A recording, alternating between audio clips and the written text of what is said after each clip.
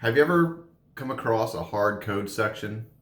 You know what I mean. One of those code sections that you read it again, you think about it, you read it again, and maybe again. Then again, maybe you reread it and you still don't understand it, you still don't get it, you still aren't any closer to understanding what you just read the previous time as you are now. I've been there. I'm sure you've been there too.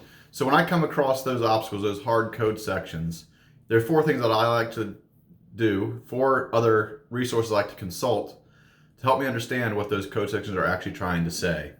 So the first one of those is the annex information. I always check the code section, see if there's a little asterisk by it, and go to the annex info. Or I'll also check the code sections above, before that hard section, and the ones after to see if they have annex information. Because sometimes that annex information in those previous codes or those following ones will actually give you some context to help you understand the code that you're actually reading.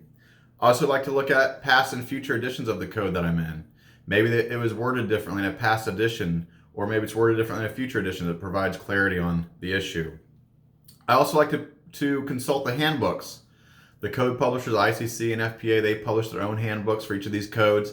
And also there's independently published handbooks that also will can serve as a guide and clarification on the code. Sometimes they have illustrations and drawings and pictures that even clearly show you and depict what that code is exactly trying to say. And finally, I always like to do a Google search.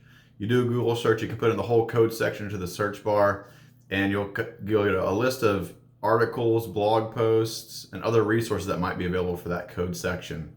So next time you come across one of those hard code sections, you need to really understand it. Think about doing those four steps: annex info, past and future editions, handbooks, and a Google search. Thanks.